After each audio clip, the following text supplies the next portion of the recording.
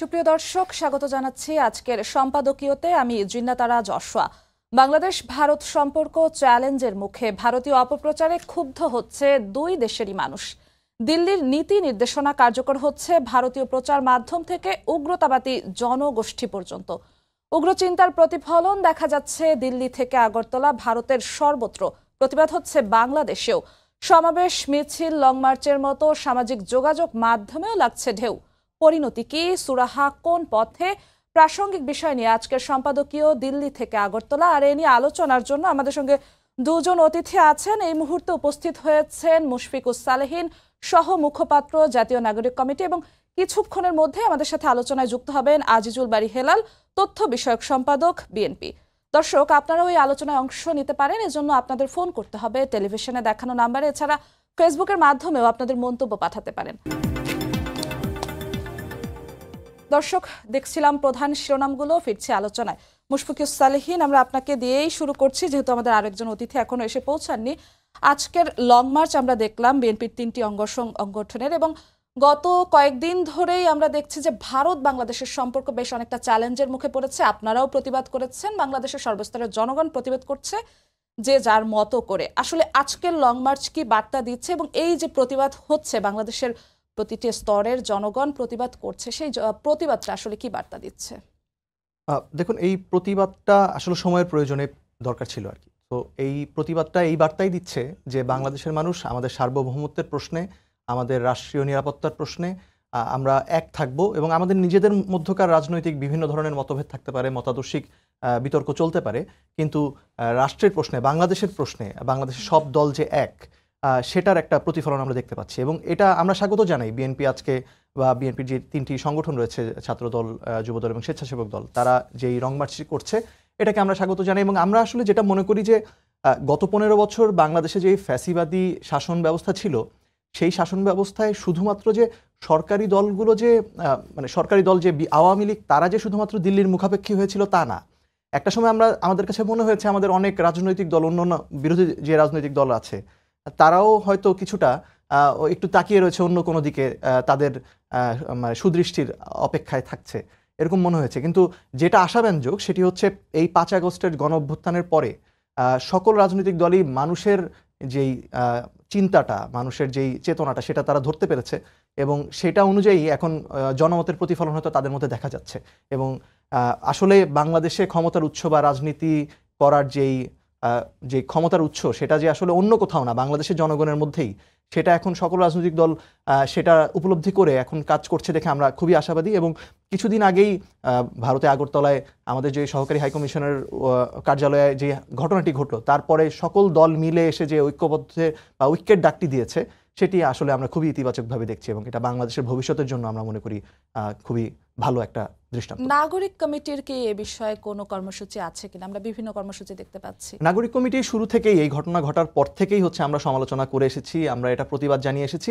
এবং দেখুন, নাগরিক কমিটি তো আসলে শুরুটাই যদি আপনি দেখেন, আমরা তো বলেছি যে ফ্যাসিবাদী ব্যবস্থার বিলোপ আমরা করতে চাই। সেই ফ্যাসিবাদী ব্যবস্থা কিন্তু শুধুমাত্র বাংলাদেশের বাংলাদেশের বাইরের কোনো শক্তি যে এটার সাথে সম্পৃক্ত ছিল না তা তো না। মানে বাংলাদেশে একটি গণতান্ত্রিক শক্তি রয়েছে। বাংলাদেশে 14 সালে এবং 18 সালে এবং সর্বশেষ গত বছরের নির্বাচনগুলো যে আসলে প্রচণ্ড প্রশ্নবিদ্ধ নির্বাচন, বা আসলে জনমতের প্রতিফলন ঘটেনি, এটা তো আমরা শুরু থেকেই জানি। কিন্তু বহির্বিশ্বে কিছু দেশ, দিল্লি, বাংলাদেশে যে এই সমর্থনটা তারা দিয়ে গেছে পতিত আওয়ামী লীগ সরকারকে, সেটি তো আসলে স্পষ্ট। এবং সে কারণেই আমরা আসলে বলেছি যে বাংলাদেশের ক্যাম্পাসগুলোতে, ঢাকা বিশ্ববিদ্যালয়, জাহাঙ্গীরনগর বিশ্ববিদ্যালয় বা অন্যান্য বিশ্ববিদ্যালয়ের ক্যাম্পাসগুলোতে এই স্লোগান অনেক আগে থেকেই, আজকে সবাই বলছে দিল্লি না ঢাকা, ঢাকা ঢাকা, এই স্লোগান বহুদিন ধরে এই ক্যাম্পাসগুলোতে দেওয়া হয়েছে।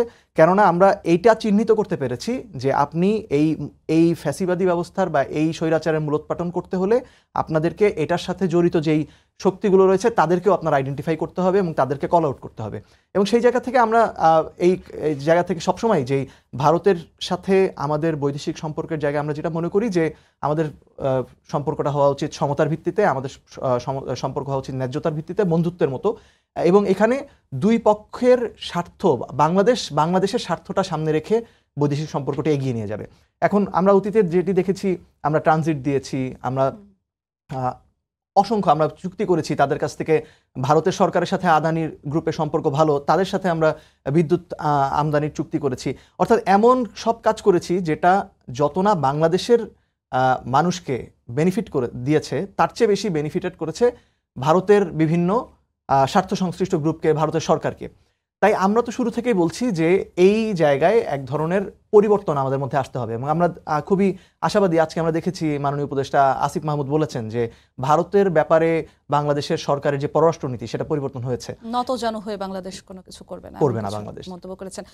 অন্তর্বর্তীকালীন সরকারও বলেছেন ভারতের সঙ্গে আমরা সম্পর্ক রাখতে চাই, বন্ধুত্বপূর্ণ সম্পর্ক রাখতে চাই, কিন্তু জাতীয় কোনো কিছু স্বার্থ বাদ দিয়ে নয়। আবার আমরা দেখলাম ভারতের পররাষ্ট্র সচিব আসলেন, তখন তিনিও বললেন যে ভারতও বাংলাদেশের সঙ্গে বন্ধুত্বমূলক সম্পর্ক চায়, ইতিবাচক একটি কর্মপরিকল্পনাও তিনি দিতে চান, এমন কিছু বলেছেন। কিন্তু এমন কিছু কি লক্ষ্য করা যাচ্ছে উনি চলে যাওয়ার পরে, বা ভারতে আমরা গতকালকেও দেখেছি দিল্লিতে যেই বিষয়টি, তো সবকিছু মিলে কি ইতিবাচক কোনো কর্ম পরিকল্পনা চোখে পড়ছে কিনা? দেখুন, আমরা আশাবাদী হতে চাই, হ্যাঁ, কিন্তু আশাবাদী হতে চাইলেও ভারতের পররাষ্ট্র সচিব যে বৈঠকটি করে গেলেন, তারপরে আমরা কি দেখলাম? তারপরে আমরা দেখলাম বাংলাদেশের দুটো জাহাজ এবং নাবিকদেরকে ধরে নিয়ে যাওয়া হয়েছে। 3 দিন তাদের কোনো খোঁজ আমরা পাইনি। তারপরে আজকে এসে আমরা জানতে পারলাম ভারতীয় যে কোস্টগার্ড রয়েছে তারা তাদের ফেসবুকে পোস্টে বা তাদের মিডিয়াতে যেটি প্রচারিত হলো যে বাংলাদেশের নাবিকদেরকে মোটামুটি আসামির মতো করে তারা হাঁটু গেড়ে বসিয়ে রেখে একটি ছবি প্রকাশ করেছে, যেটা আমরা মনে করি যে খুবই অবমাননাকর বাংলাদেশের জনগণের জন্য। কেননা যদি এখানে ট্রলারটি আসলে কোনো কারণে আসলেই সীমানা পার করেও থাকে, সেটা দুই পক্ষের কোস্টগার্ড মিলে আলোচনা করে তাদেরকে ফেরত আনা যেতে পারত, কিন্তু তারা যেভাবে এই জিনিসটি প্রচার করেছে এটা আসলে আমাদের জন্য আসলে ঠিক সম্মানজনক নয়। তো একদিকে বৈঠকে, পারস্পরিক রাষ্ট্রীয় বৈঠকে আপনার ইতিবাচক কথা বলা হবে, কিন্তু তার প্রতিফলন যদি আসলে কার্যক্রমে না দেখি আমরা, তাহলে আমাদের মানে আশাবাদী হওয়াটা একটু কঠিন হয়ে যায়। কিন্তু তারপরে আমরা মনে করি যে ভারতের সাথে আমাদের এই বিষয়টা আসলে ভারতের জনগণের সাথে বাংলাদেশের জনগণের কিন্তু আসলে কোনো সম্পর্কের দূরত্ব নেই। ভারতের জনগণ এবং আমাদের জনগণ আমরা মিলেমিশেই থাকি, এবং আমরা যেহেতু প্রতিবেশী দেশ, আমাদের প্রচুর আসা যাওয়া রয়েছে এবং সেই সম্পর্কটি রয়েছে। সেই সম্পর্ক ব্যবসায়িক সম্পর্ক, যেমন এইখানে বাংলাদেশের অনেক মানুষের আত্মীয় যেমন সীমান্তের ওপারে রয়েছে, তাদের অনেকের আত্মীয় বাংলাদেশে রয়েছে। কিন্তু সমস্যাটা হচ্ছে আসলে সরকারের সাথে, সমস্যাটা হচ্ছে দিল্লি কি ভাবছে। সরকার তো পরিবর্তন হবে, সরকার আসবে যাবে, গণতান্ত্রিক দেশে এটাই তো সিস্টেম। কিন্তু সরকার পরিবর্তনের সাথে যদি এভাবে সমসাময়িক পরিস্থিতি পরিবর্তন হয়, তাহলে সেটা কি কোনোভাবে কাম্য কিনা? বিষয়টি হচ্ছে যে দুটো দেশের সম্পর্ক তো আসলে দেশের রাষ্ট্রের জায়গা থাকা উচিত, কিন্তু কোনো একটা দেশ যদি অন্য আরেকটি দেশের সাথে সম্পর্ক না করে অন্য একটি দলের সাথে সম্পর্ক করে, এটা আসলে সমস্যা তৈরি করে। কেননা আমরা মনে করি যে এই যে আমরা বলছি যে আমরা তো আসলে প্রতিবেশী হিসেবে, বৃহৎ প্রতিবেশী হিসেবে ভারতের সাথে অবশ্যই সুসম্পর্ক রাখতে চাই, কিন্তু ভারতের সরকার বা ভারতের যারা এস্টাবলিশমেন্ট রয়েছে তারা যদি মনে করে যে আসলে বাংলাদেশে শুধুমাত্র আওয়ামী লীগ সরকারই তাদের বন্ধু, আর বাকি সবাইকে ইসলামিস্ট, জঙ্গি, সন্ত্রাসী, সংখ্যালঘু নিপীড়নকারী এমনভাবে তারা পোর্ট্রেয়াল করার চেষ্টা করে, এটা তো খুবই সমস্যাজনক। তাই তাদের দিক থেকে আসলে দৃষ্টিভঙ্গির পরিবর্তনটা আসা প্রয়োজন। সেটা যদি হয় তাহলে আসলে আমরা মনে করি বাংলাদেশের সরকার এবং জনগণের কাছ থেকে এটা আসলে কোনো প্রতিবন্ধকতা হয়ে দাঁড়াবে না। সেই পরিবর্তনটা কি দেখতে পাচ্ছেন, বা সেই পরিবর্তনের জন্য বর্তমানে অন্তর্বর্তীকালীন সরকারের কি উদ্যোগটা আরো দেওয়ার জন্য আপনারা কোনো পরামর্শ দিয়েছেন কিনা? যেহেতু আপনারা অভ্যুত্থানের বড় একটি অংশীজন, তো সেক্ষেত্রে আপনাদের তরফ থেকে সেই পরিবর্তন দেখার জন্য কোনো পরামর্শ ছিল কিনা? আমাদের পরিবর্তন দেখার জন্য আমাদের সবার আগে পরামর্শ যেটি ছিল সেটা হচ্ছে আমাদের নিজেদের যেই চাওয়াটা, আমাদের যে স্টেকটা, সেটা আমাদের বুঝে নিতে হবে। মানে গতবার এতদিন শুধুমাত্র যে দিল্লি আমাদেরকে ন্যায্যটা পাওনা বুঝিয়ে দেয়নি তা না, আমাদের সরকার যেটি ছিল সেটি যেহেতু তার জনভিত্তি ছিল না, তারা বৈদেশিক বিভিন্ন শক্তির আশ্রয় প্রশ্রয় চেয়েছে, সে কারণে তারা আসলে বাংলাদেশের স্বার্থ দেখাচ্ছে, তাদেরকে এটি দেখিয়েছে যে ভারতের স্বার্থ তারা রক্ষা করছে, তাই ভারত যাতে তাদেরকে বাংলাদেশে নিরাপদে ক্ষমতায় থাকতে দেয়। তাই বাংলাদেশের সরকারের জায়গা থেকে প্রথম অ্যাপ্রোচ পরিবর্তন হওয়া প্রয়োজন ছিল।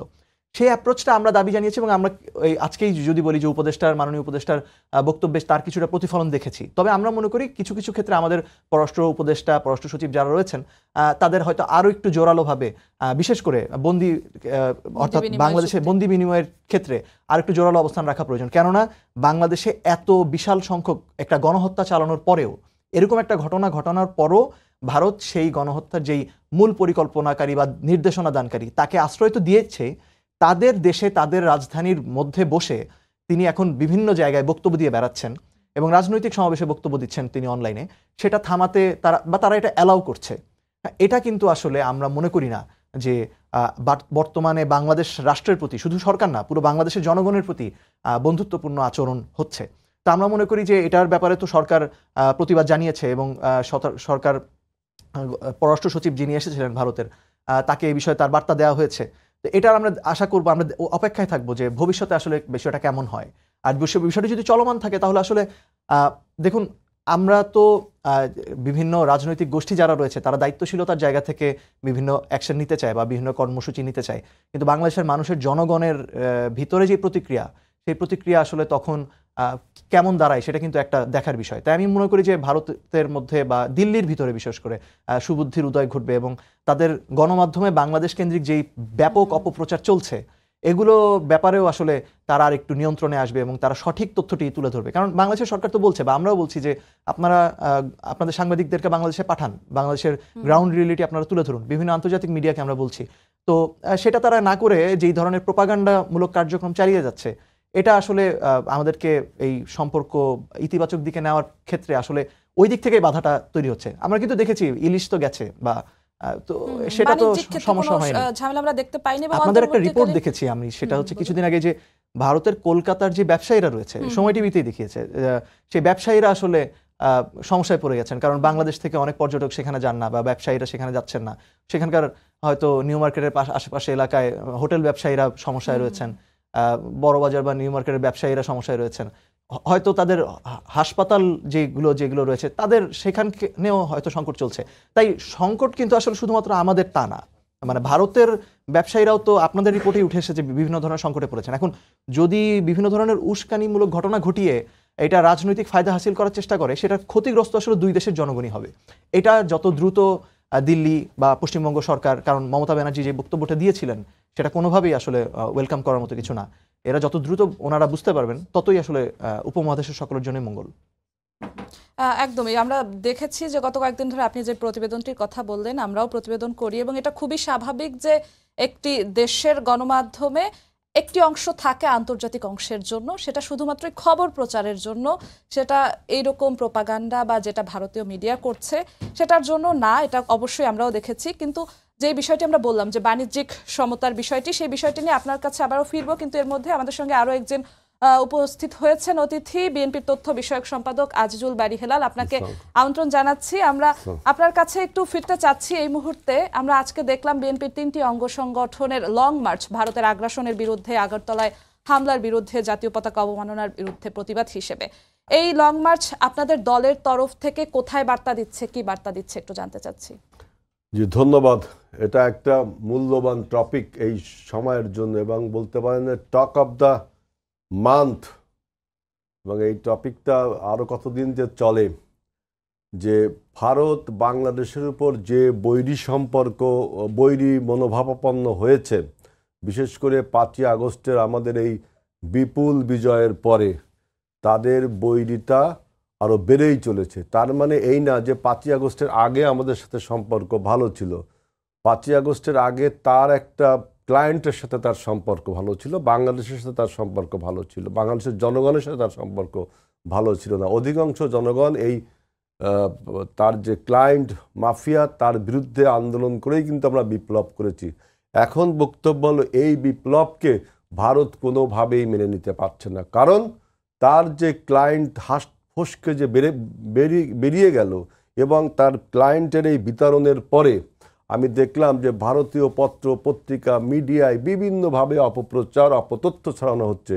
একটু বলে নিই যে কিছুদিন আগে দেখলাম অযোধ্যায় একটা আপনার ধর্মীয় উৎসবে স্টাম্পেড হয়েছে অনেক ভিড়ের ফলে, ক্রাউডের ফলে।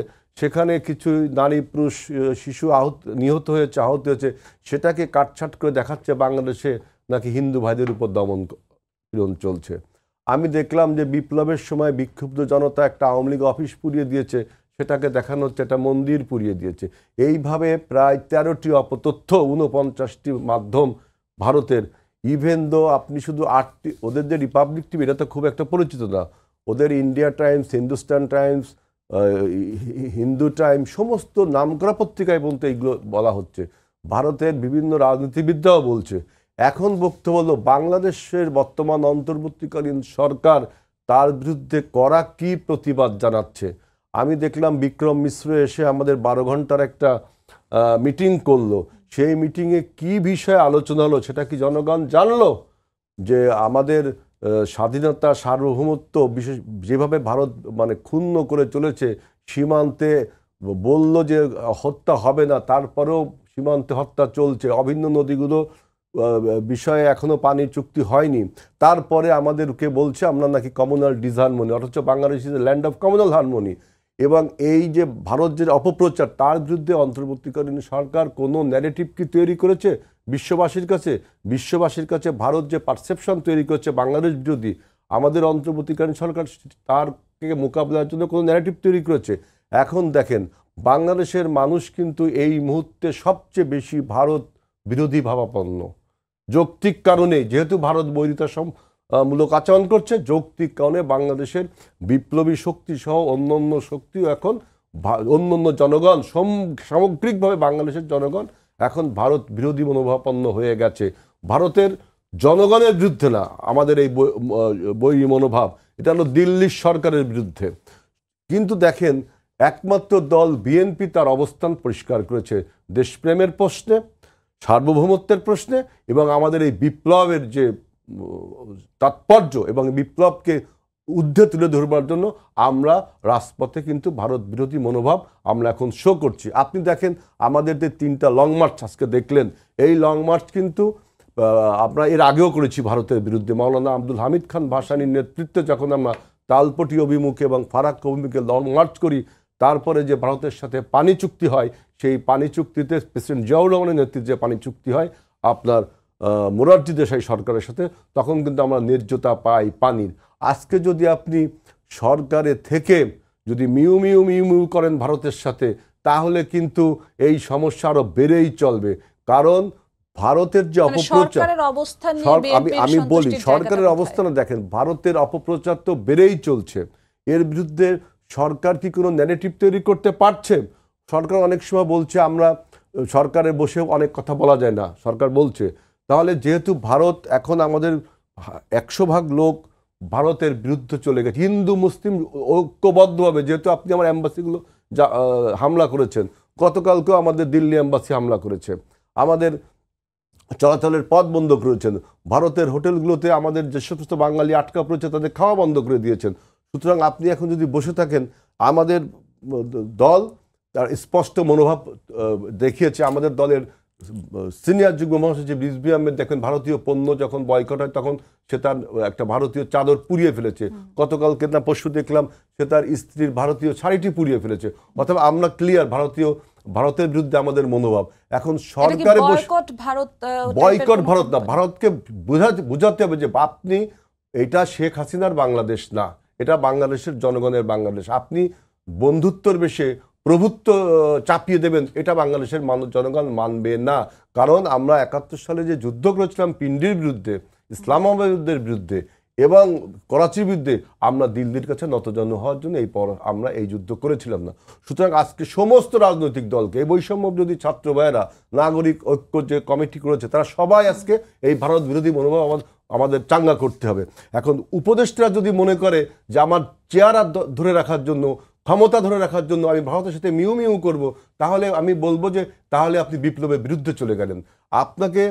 এই উপদেষ্টাদের মধ্যে অনেকেই কিন্তু আপনার এতদিন ভারত বিরোধী কথাবার্তা বলেছেন, অনেকে বই লিখেছেন গঙ্গার পানির উপরে, অনেকে কলাম লিখেছেন, টকশো করেছেন। তারা আজকে উপদেষ্টা হয়ে চুপ করে বসে থাকবেন, এটা কিন্তু বাংলাদেশের মানুষ সব বুঝে ফেলায়। মিডিয়া হাউসগুলোকে এই দায়িত্ব নিতে হবে যে ভারত যেভাবে আমাদের বিরুদ্ধে শত্রুভাবাপন্ন দেখাচ্ছে, আমাদের সামগ্রিকভাবে জাতীয় ঐক্যের মাধ্যমে এই সমস্যার মোকাবেলা করতে হবে। সুতরাং আমি উপদেষ্টা পরিষদেও বলবো, যদি কোনো উপদেষ্টা মনে করেন যে চেয়ারে থেকে ভারতের বিরুদ্ধে কথা বলা যাবে না, তাহলে জনগণের কাতারে চলে আসুন রাস্তায়। যদি বিপ্লবকে ভালোবাসেন, দেশপ্রেমকে ভালোবাসেন, যদি রাষ্ট্রকে ভালোবাসেন, স্বাধীনতাকে ভালোবাসেন, চেয়ার থেকে আপনি বিএনপিতেও রাস্তায় চলে এসছে, আবারও আসে না। আমাদের দেশের স্বাধীনতা সার্বভৌমত্বের প্রশ্নে আমরা সবসময় আপনারা আপোষহীন।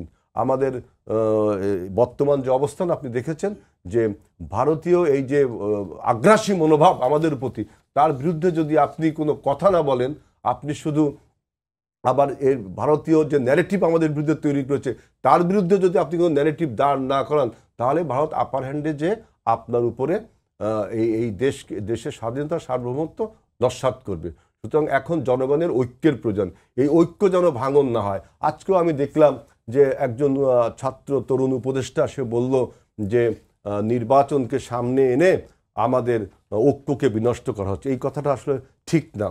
এখানে এখন মূল প্রশ্ন হলো ভারতীয় আগ্রাসী মনোভাবের বিরুদ্ধে আমাদের মনোভাবটা জাহির করা, এবং এই সরকার যেহেতু আপনার জনগণের শতভাগ সমর্থন পাওয়ার পরেও সরকার দেখেন আপনি দ্রব্যমূল্য ঠিক করতে পারছে না, বিভিন্ন প্রতিবিপ্লব ঠিক করতে পারছে না, মানে একটা অনভিজ্ঞতার মাধ্যমে সরকার দৃশ্যমান কোনো উন্নতি গত 100 দিনে পার হয়ে গেল, প্রায় 4 মাসের সরকার কিছুই করতে পারল না। এই জন্য আমরা বলছি যে আপনি যদি একটা নির্বাচিত সরকার এবং গণতান্ত্রিক পথে যান, তাহলে এই সমস্ত আগ্রাসী মনোভাব, এই সমস্ত বহিঃশক্তির আক্রমণ, এবং আবার এর মধ্যে আছে দেশীয় কিছু ষড়যন্ত্র। আপনার কিন্তু এটা মানতে হবে, শেখ হাসিনা বাংলাদেশ থেকে পলায়ন করেছে, একজন গণহত্যার আসামি, সে সেখানে বসবাস করে। ভারত সে কোন স্ট্যাটাসে বসবাস করে সেটা বলে না, আমাদের উপদেষ্টারাও সেটা আমাদের কাছে ক্লিয়ার করে না। বললাম তো বিক্রম মিস্ত্রির সাথে জায়গাটা কি ক্লিয়ার না, এটা বলতে চাচ্ছেন? বিক্রম মিস্ত্রির সাথে কি কথা হলো, কোন বিষয়ে কথা, সেটা কি জানালো? এবং আমাদের উপদেষ্টারা ভারতকে কি কড়া বার্তা দিতে পারলো? শুধু কূটনীতিক কথাগুলো কথা বললে তো হবে না। আপনি এখানে জনগণের ঐক্যের কথা বলা হচ্ছে, জনগণকে ঐক্যবদ্ধভাবে এই শক্তিকে মোকাবেলা করতে হবে।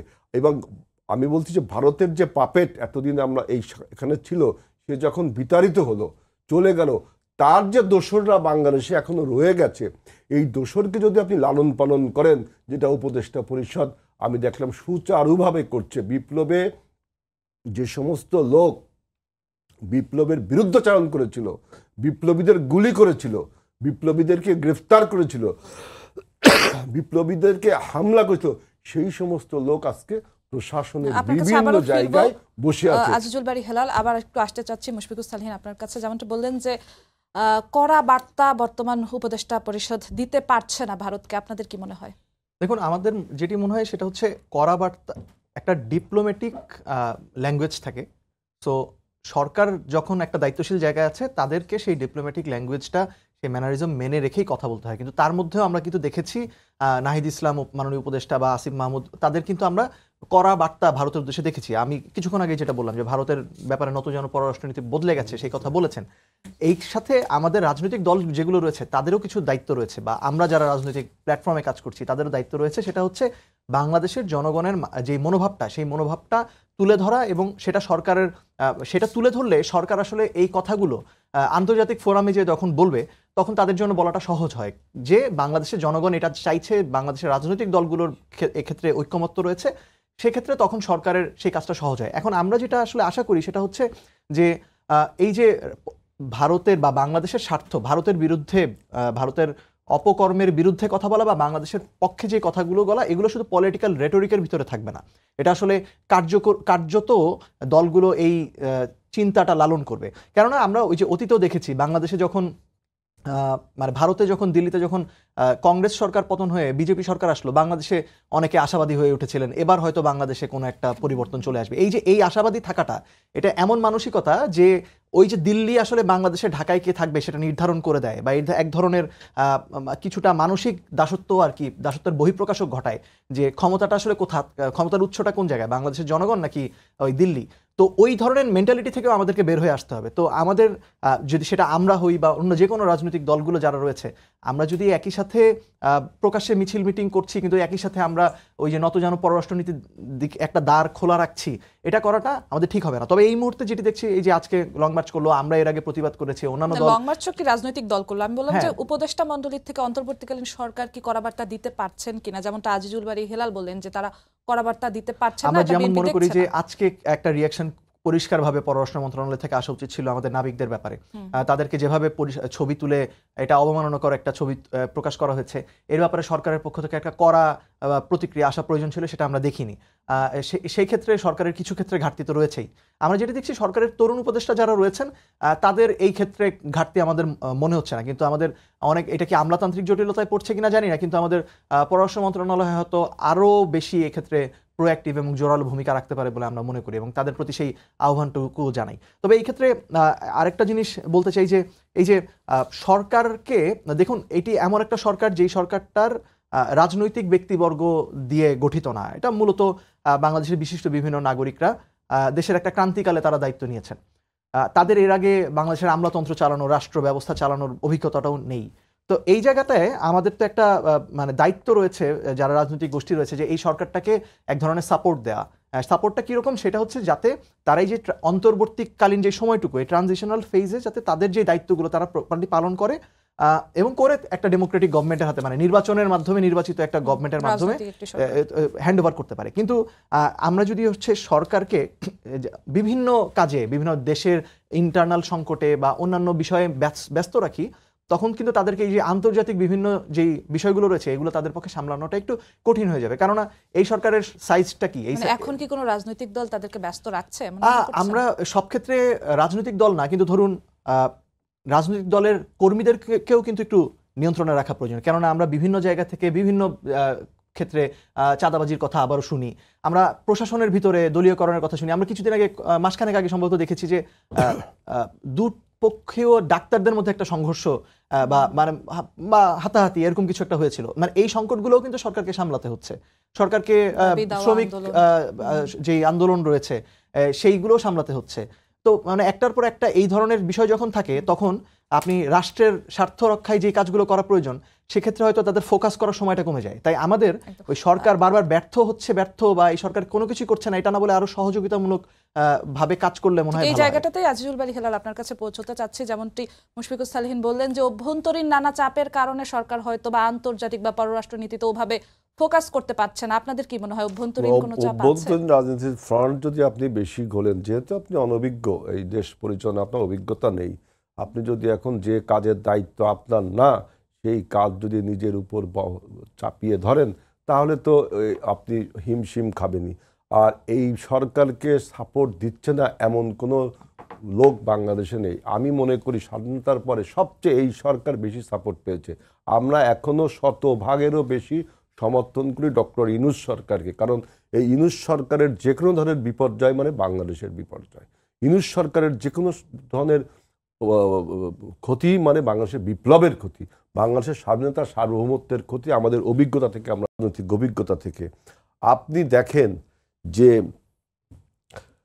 বিভিন্ন রাজনৈতিক দল ভারতে কিভাবে তাদের এই ন্যারেটিভগুলোকে, তাদের এই অপপ্রচারকে, বাংলাদেশ বিরোধী প্রচারকে কথা বলছে। মমতা ব্যানার্জির মতো লোক তিনিও বললেন, শুভেন্দু অধিকারী তো আরও কথা বললেন, এবং বড় বড় পত্রিকা বলেন। সেখানে বাংলাদেশের জনগণ বিভিন্ন একাডেমিক ডিসকাশনে ব্যস্ত রয়েছে, বিভিন্ন ডিপ্লোম্যাটিক ডিসকাশনে ব্যস্ত না। আপনাকে মনোভাবটা সেরকমই দেখাতে হবে। রাজপথে ভারত বিরোধী মনোভাব যে বাংলাদেশের জনগণের, সেই প্রমাণটা আপনাকে দিতে হবে। বিএনপি একমাত্র দল যে ইতিমধ্যে ভারতের বিরুদ্ধে তাদের অবস্থান স্পষ্ট করেছে। আমি আশা করব আমাদের বৈষম্য বিরোধী ছাত্ররা, আমাদের নাগরিকরা, যে কমিটি আছে, যে দলটা আছে, বা বামপন্থী যারা আছেন, উপদেষ্টা পরিষদের যারা বিপ্লবে অংশগ্রহণ করে, তাদের সবাইকে এই মনোভাব আপনার ঐক্যবদ্ধভাবে দেখালেই আপনার ঐক্য স্থাপিত হবে। আমরা এখন কিন্তু একটি নির্বাচনের জন্য বাংলাদেশ অপেক্ষা করছে, অন্তর্বর্তীকালীন সরকারের দায়িত্ব নির্বাচন দেয়া, এবং সরকার আসবে যাবে, পরিবর্তন দুদেশেই সরকারের হবে, এবং সেক্ষেত্রে কি এরকম পরিবর্তন ভবিষ্যতে আবারও ভারতের সাথে সম্পর্কে দেখা যাবে? শুনেন, ভারতের সাথে সম্পর্ক কি হবে এটা আপনার ভবিষ্যতেই ঠিক করবে। ভারতের সাথে গত 57 বছরে, আমাদের 53 বছরে আমাদের সম্পর্ক কখনো কি সুখের ছিল? কখনো কি আপনার সীমান্ত হত্যা বন্ধ থেকেছে? কখনো কি ফারাক্কার পানি পেয়েছেন? তিস্তা চুক্তি কি হয়েছে? বাংলাদেশের লোকজনকে মানে আপনার নিচু করে দেখা, বাংলাদেশকে একটা সাবসার্ভিয়েন্ট ফরেন পলিসিতে রাখা, বাংলাদেশকে একটা ক্লায়েন্ট স্টেটে দেখা, এটা কি আপনি বন্ধ করতে পেরেছেন? এই অর্থাৎ মুখিশ কথাবার্তা বলে আপনি আপনার সম্পর্ক উন্নয়ন করতে পারবেন না। আপনাকে ডিপ্লোম্যাটিক রিলেশন, আপনার আন্তর্জাতিক আইন, এইগুলো আপনার উইপেন। আরেকটা উইপেন হলো আপনার জনগণের ঐক্যবদ্ধ শক্তি। এই জনগণের ঐক্যবদ্ধ শক্তিকে কাজে লাগাতে হবে। এই জনগণ যদি অনৈক্য হয়ে যায়, আমি বিভিন্ন মিডিয়া হাউসে দেখি যে ভারতের পারপাস সার্ভ করার জন্য সেইভাবে সংবাদ পরিবেশন করছে। বিভিন্ন উপদেষ্টারা যখন উপদেষ্টা হয়নি তখন যেসব কলাম লিখতেন, তখন যেসব যা লিখতেন, পড়তেন বা বই লিখতেন, এখন তারা যদি বলে যে আমি উপদেষ্টা বিধায় সরকারের দায়িত্বে আছি বলে আমি অনেক কথা বলতে পারি না, তাহলে দেশপ্রেম যদি আপনার থেকে থাকে, যদি বিপ্লবকে ভালোবেসে থাকেন, তাহলে ক্ষমতার চেয়ার থেকে নেমে রাস্তায় জনগণের কাতারে আসুন, আপনি করুন, এই আপনার মনোভাবটা পরিষ্কার করুন। আর একটা কথা, যে আজকে আমাদের বিরুদ্ধে যে সমস্ত ষড়যন্ত্র শুরু হয়েছে, আমরা তো বলেছি শুধু শেখ হাসিনা গেছে, তার দোসররা তো দেশে রয়ে গেছে। এই দোসররা বিভিন্নভাবে প্রাইস পোস্টিং পাচ্ছে, প্রশাসন বলেন, পুলিশ বলেন। আজকে কি দেশের আইন শৃঙ্খলা পরিস্থিতি উন্নতি করতে পেরেছে এই তত্ত্বাবধায়ক এই অন্তর্বর্তীকালীন সরকার? কারণ তিনি প্রশাসনের সেই পরাজিত শক্তিকে, যারা বিপ্লবে গুলি চালিয়েছিল, গত 17 বছরের আন্দোলনে যারা আন্দোলনকারীকে হত্যা করেছিল, এমন একটা উদাহরণ আমি যদি দেই, যে নারায়ণগঞ্জে 28শে অক্টোবর, এই 22 সালের 28শে অক্টোবর আমাদের সারা বিভাগে সমাবেশ হয়েছিল। সেখানে একজন বিপ্লবী ছাত্রনেতা শাওন প্রধানকে যেই পুলিশ অফিসার গুলি করেছিল, তার বিরুদ্ধে মামলা হয়েছিল, বিএনপি মামলা করেছিল, সরকার থেকে। তাকে আমি দেখলাম পুলিশ হেডকোয়ার্টারে বসিয়েছে, সমস্ত পুলিশ পোস্টিং নাকি সে দিবে। তাহলে আপনি বলেন, তাহলে এই শোনেন, এগুলো শুনতে হবে আপনার। তাহলে আপনি বলেন যে আপনি কিভাবে সরকারকে ধরে রাখবেন, কিভাবে আপনি ষড়যন্ত্র ঠেকাবেন, সেটা আমাদের বৈষম্যবিরোধী ছাত্রদের এগুলো বুঝতে হবে। দর্শক, আপনাদেরকেও ধন্যবাদ জানিয়ে শেষ করছি আজকের সম্পাদকীয়। আগামীকাল আবারও দেখা হবে রাত 10টায়। দেখার আমন্ত্রণ রইল। শুভরাত্রি।